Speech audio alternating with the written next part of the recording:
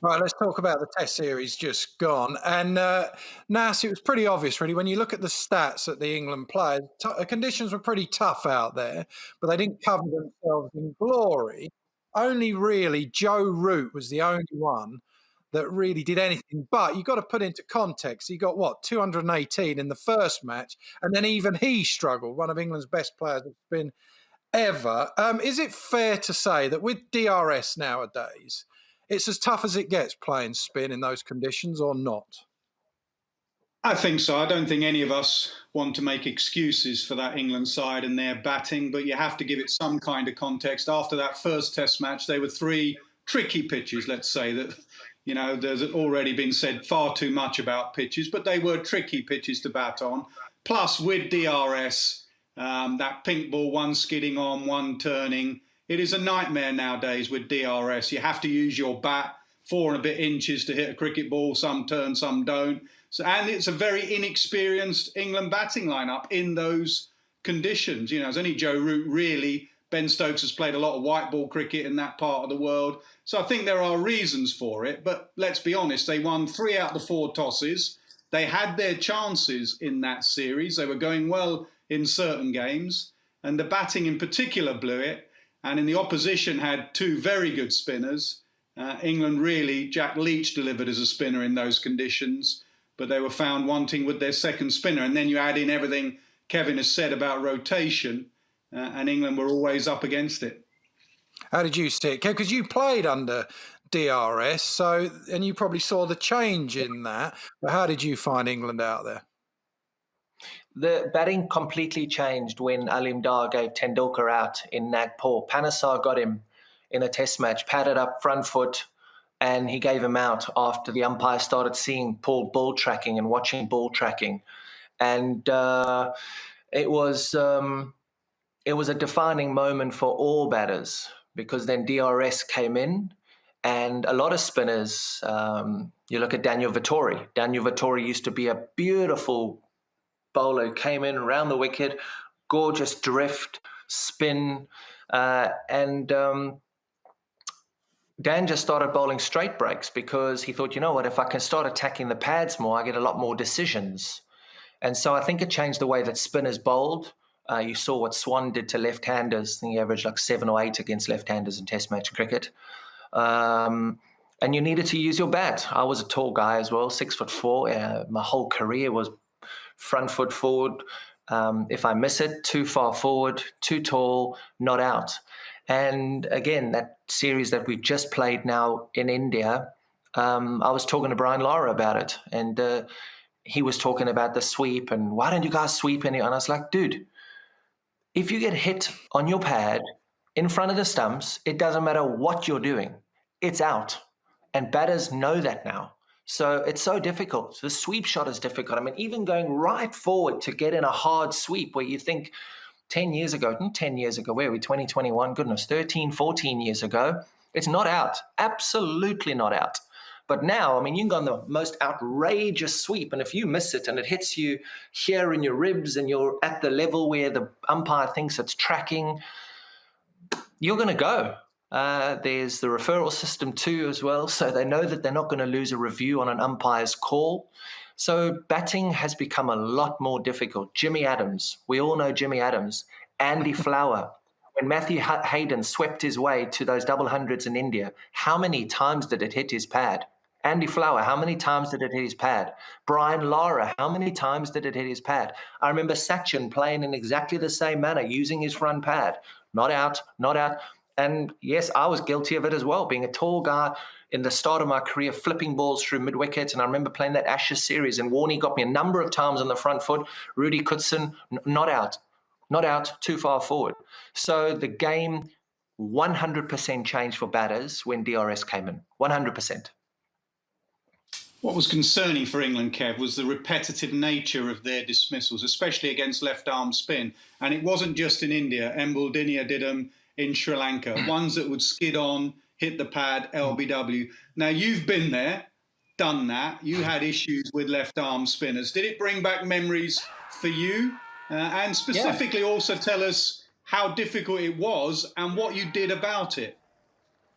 Yeah, and you can see what I'm doing there, and you can see the nature of these dismissals, right? Planting the front foot, being caught on the front foot, and using my hands in all these dismissals. I mean, that there was a series that I was really struggling. I really wasn't playing well at all, not well at all, and my feet weren't moving.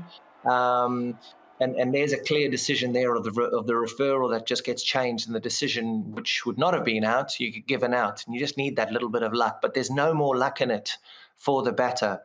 But having been through the whole episode, you can see that these guys, and I didn't want to blame the youngsters because it's their first tour of the subcontinent for most of them. And you learn by going to the subcontinent. You're not going to be the finished article, but I just hope that they understand what the finished article looks like from a tour that they've just had, and they can work themselves to becoming better players. Because if you can play spin better in the subcontinent, when you come back here to these shores where the ball doesn't spin and it comes on, you can actually get away with planting your front foot a lot more. You become so much more of a player that doesn't need to worry about it. But yeah, the technique was an issue. I remember speaking to Root about it when he was there, and I was just telling him, I was like, dude, just take those youngsters into the nets and do all the stuff that we were doing in 2012. Myself, Johnny, and Bairstow and Joe Root spent hours and hours in the nets just practicing, just using drills, doing all sorts of things. And you can see by the way that Root plays that his feet are great. The Dan Lawrence, his feet are great.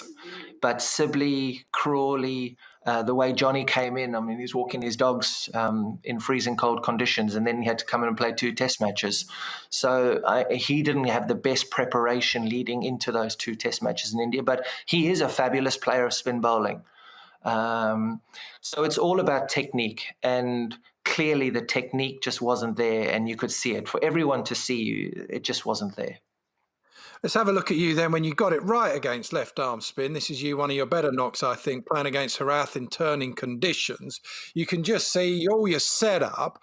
What would you advise them to do? How do you get those things like quick feet? If we roll this on, how do you get to be nimble and able to play with the spin, all the stuff you talk about, not plant your front foot, all that?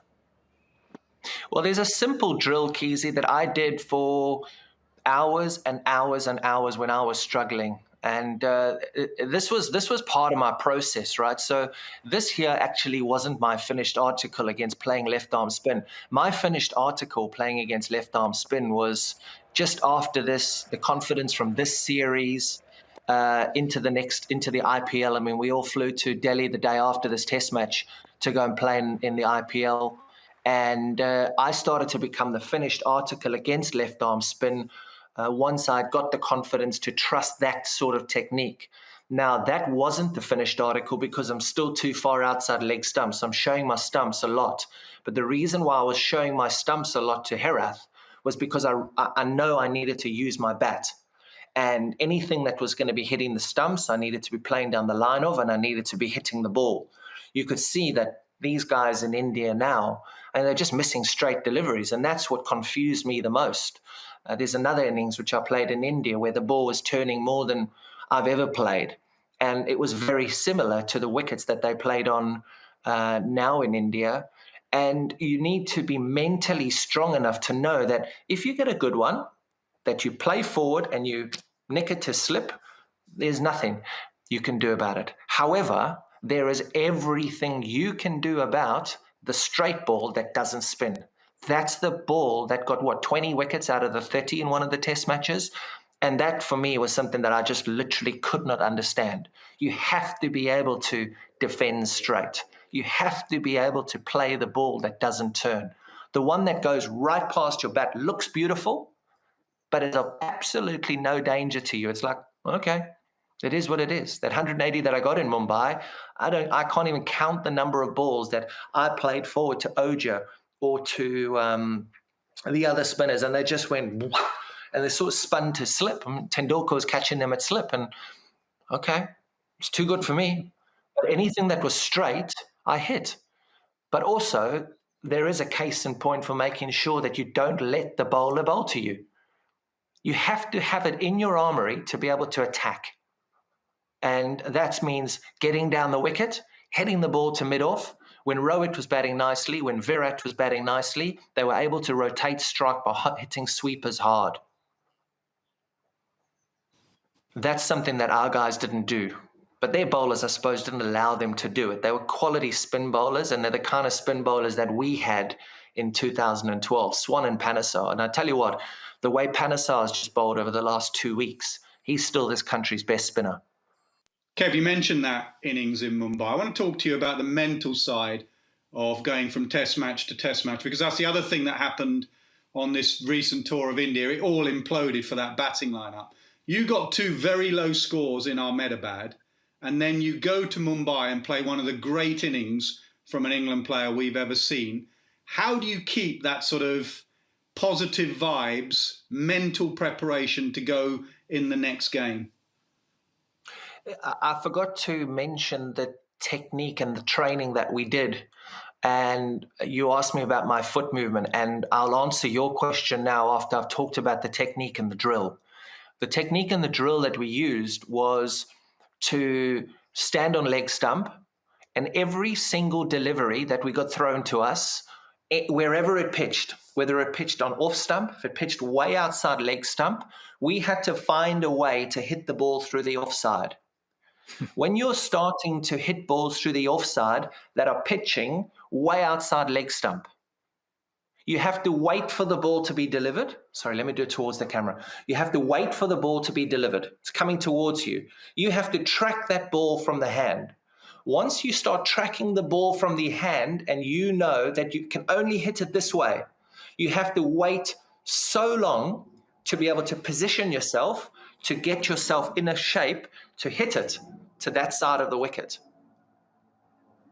We talk about picking length, and the way to pick length is to wait as long as possible for the ball to be delivered so that you can then position yourself to hit the ball in a certain area. And the drill to just hit every single ball through the offside, no matter where it pitches, I promise you, makes you wait so long for the delivery. And when you start doing that, you stop planting your front foot and then having to start using your hands. So that's the technique that we used. That's the technique that we played with. And to be honest, Nasser, to answer your question about how I turned it around so quick, the simple answer is I don't know how I played like such a plonker in Ahmedabad with the way that I was training and the way that I was hitting the ball in the nets. So I just parked it. Mentally, I was like, dude, how on earth can you play in the nets as well as you're playing, as well as you're practicing? How on earth have you not taken that? And this is the stuff I was saying, how have you not taken that into the middle? And when I got out in the second innings, I walked into the dressing room. I took my test shirt off. I wasn't there for long, so it wasn't sweaty. I think I used it first innings in Mumbai the next week. I put a training shirt on. I took Mushtaq out, and I think I took Andy out, and I took somebody else out. And I said, guys, how have I messed up the way that I've just messed up in this test? I just don't understand it. Can we just go and do a little bit of work just to test that everything that I'd done leading into the test match was right? And it literally took me a couple of minutes to go, it's my fault. I let weight of expectation, I let outside emotion govern the way that I played out in the middle instead of taking my practice out into the middle. So it was actually quite easy for me to park Ahmedabad and take practice into the middle in Mumbai.